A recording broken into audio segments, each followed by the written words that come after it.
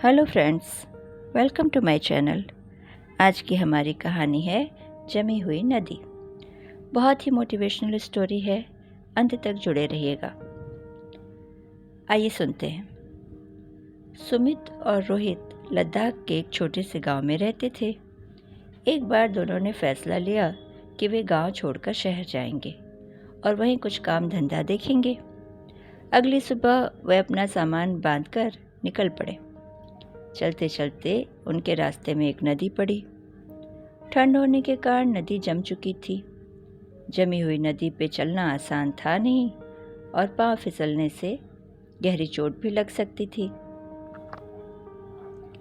इसलिए दोनों इधर उधर देखने लगे कि शायद नदी पार करने के लिए कहीं कोई पुल हो, लेकिन बहुत खोजने पर भी उन्हें कोई पुल नजर नहीं आया।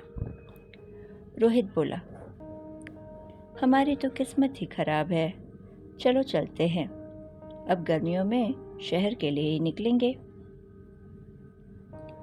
नहीं, सुमित बोला, नदी पार करने के बाद शहर थोड़ी ही दूर पर है और हम अभी शहर जाएंगे। ऐसा कहने के साथ ही वो धीरे धीरे आगे बढ़ने लगा। अरे, ये क्या कर रहे हो? पागल हो गए हो क्या? तुम गिर जाओगे। अभी रोहित चिल्लाते हुए बोल ही रहा था कि सुमित पैर फिसलने के कारण गिर पड़ा। कहा था ना, मत जाओ, रोहित झल्लाते हुए बोला। लेकिन सुमित ने कोई जवाब नहीं दिया और उठकर फिर चलने लगा।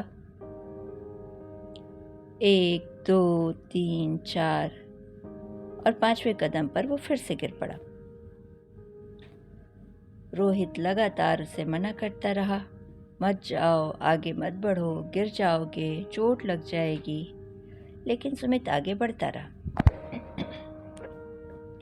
वो शुरू में 2-3 बार गिरा जरूर, लेकिन जल्दी उसने बर्फ पर सावधानी से चलना सीख लिया।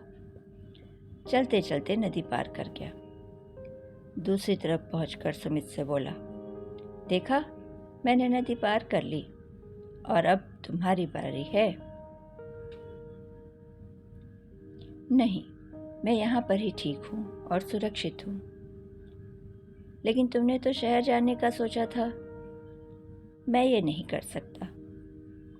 कर नहीं सकते या करना नहीं चाहते, सुमित ने मन ही मन सोचा और शहर की तरफ बढ़ चला।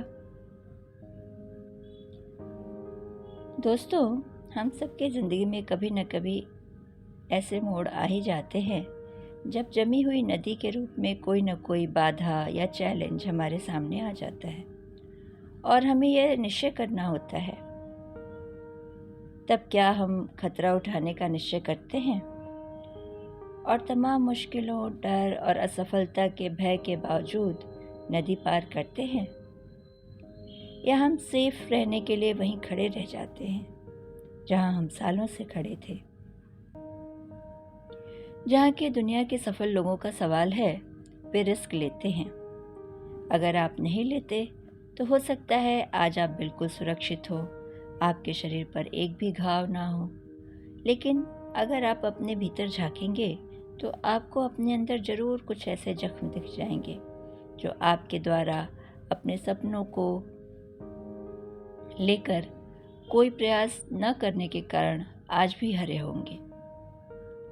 दोस्तों, पंछी सबसे ज़्यादा सुरक्षित एक पिंजरे में ही होता है, लेकिन क्या वो इसके लिए बना है, या फिर वो आकाश की ऊंचाइयों को चूमने और आज़ाद घूमने के लिए दुनिया में आया है?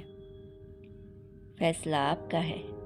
आप पिंजरे के पंछी बनना चाहते हैं या खुले आकाश के? बस दोस्तों, इतनी ही थी ये कहानी। आशा है आपको पसंद आई होगी। सुनने के लिए धन्यवाद।